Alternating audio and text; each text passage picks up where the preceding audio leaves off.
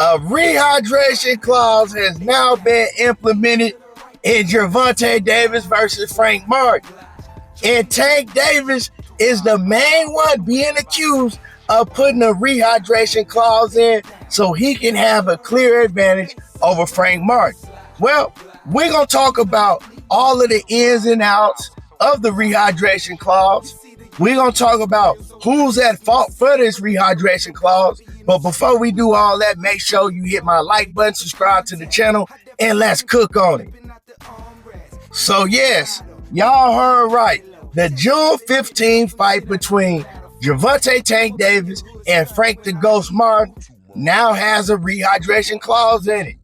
And of course, everybody gonna point their finger at Gervonta Davis because he is who some call the rehydration clause king. It seems like that anytime Gervonta Davis is fighting an opponent that people see as a threat to him or they a lot bigger than him, he puts in a rehydration clause. So, of course, this time, now that we just finding out that there will be a rehydration clause in the fight between Gervonta Davis and Frank Martin, everybody pointing the finger at Tank Davis.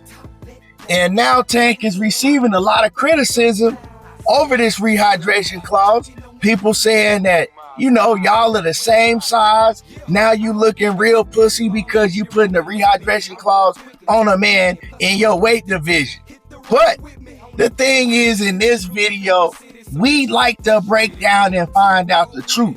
I tell y'all all the time, this is not a channel to where you can go hear about your favorite fighter and hear narratives made up about the other fighters that you don't like. It's a bunch of channels out here on YouTube that do that. And a lot of y'all like to go to certain channels where y'all can just, you know, hear people meat riding your favorite fighter and then hear people tear down other fighters because your favorite fighter don't get along with that fighter and make up all type of narratives. This ain't that channel. So if this is what you're looking for, click out and go to a different channel. But like I said, I always keep it real when I talk about these situations. Now, Gervonta Davis went on X and he went at these allegations head on. Tank Davis is denying this. He's saying that he ain't got shit to do with this rehydration clause. He says he don't even have the power to make the WBA implement this rehydration clause. So Tank Davis feels pissed off because he's like, I don't even know what the F everybody is talking about, blaming me for the rehydration clause that's now being put on our fight. And this time, Tank is telling the truth. I believe Tank. I don't believe Tank had anything to do with putting a rehydration clause in this fight between him and Frank Martin. But I do understand why he's the one that everybody is pointing the finger at, because in the past, yes, Tank has admitted that he is the reason why the rehydration clause was implemented in certain fights that he's been in. But not this time. So everybody's pointing the finger at Gervonta Davis, putting out videos, lying on him like he is the one that put this rehydration clause in. But the reason why Gervonta Davis mentioned the WBA, because it's not him. The WBA has now come out with a new rule, just like the IBF has. Anybody fighting for the WBA belt, both fighters are under a 10-pound rehydration clause. Now, I don't know when they're looking to implement this officially, like what the first fight is going to be. But now they're saying that, yeah, Gervonta Davis and Frank Martin will have to abide by the 10-pound rehydration clause. And I'm not tripping on the WBA implementing this rule because they're saying it's for safety protocol. They mentioned how a lot of fighters, they want to come in, right, rehydrate to 20, 25 plus pounds on fight night, and they have a clear advantage over the opponent that they fight if their opponent is only rehydrate 10, 11, 12 pounds. So they're saying that they putting this in as a safety protocol. And I don't have no problem with it if everybody that's fighting for the IBF or the WBA now have to do this. Because you know well ahead of time that if you want to fight for the IBF strap or you want to fight for the WBA strap now, this is what you're going to have to go through. So you have enough time to figure out if you want to fight in that division or if you just want to move up to the next division if you can't do it. Now, I don't like when a fighter just, throws it in there in the contract out of nowhere. That's different. But if it's in the rules of the sanctioning body that you fighting in, and everybody has to abide by those same rules, well, then it's all fair game. Everybody on the even playing field.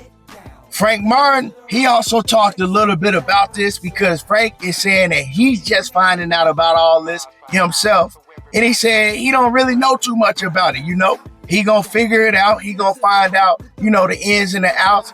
But he's hearing that it will be a rehydration clause between him and Gervonta Davis also. So I really don't know his feelings on it, because he just found out about it. But he also said it's a rematch clause between him and Gervonta Davis, and I'm pretty sure it's a one-way rematch clause. So if Tank Davis loses to Frank Martin, well, they're going to have to run it back. Errol Spence, he also weighed in on this rehydration clause, and he pretty much backed up Gervonta Davis, and he says basically, hey, the WBA implemented it. Basically saying it didn't have anything to do with Tank Davis. It was the WBA. It's a new rule that they have. But yeah, in this situation, don't got nothing to do with Gervonta Davis. He ain't the one that implemented the clause. But did Leonard Ellerbe have something to do with it? Now, that's a whole different story. Now, if somebody were to come out with a story that told me that Leonard Ellerbe had something to do with getting the WBA to implement this clause, I would believe it. Because Leonard Ellerbe, he immediately came out on X and he was cheering it on, saying, yeah, now all these weight bullies going to be put in their place. So Leonard Ellerbe is all for this. He seems like one of the happiest men in the world because of this WBA clause has been implemented. And we've heard in the past that Leonard Ellerbe was the main one getting Gervonta Davis to put these rehydration clauses on some of these fighters that he fought. And I also know that Ellerbe and Mayweather, they have a very close relationship with the WBA. So, it is what it is. Like I said, I'm not blaming Leonard for it. I'm just saying if a story came out saying that he was behind it or he had a big influence on this, I would believe it.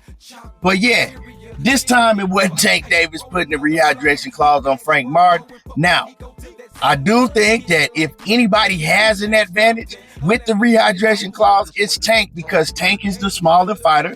Tank don't really blow up that much in between, the weigh-ins and fight night.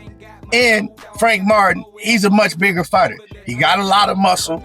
Frank Martin, when he cut down the weight, he needs a lot of fluids in his body to get those muscles rehydrated. He's a muscular dude. And so if it was to affect anybody, it would affect Frank Martin, because Frank Martin, I believe he rehydrates up in the 150s. Where Tank only rehydrates to like 145, 146. Now, with this rule, Frank Martin is going to only be able to rehydrate to 145. So we'll see how everything play out. We'll find out more about this new rehydration clause, rule that they have for the WBA. But y'all let me know how y'all feel about this. Drop a comment in the comment section. Make sure y'all hit my like button. Subscribe to the channel if you ain't already subbed. And y'all already know how I do. Tego talking that boxing again. And I'm gone. Got the top lit down. Leaning to the right with the bass up loud.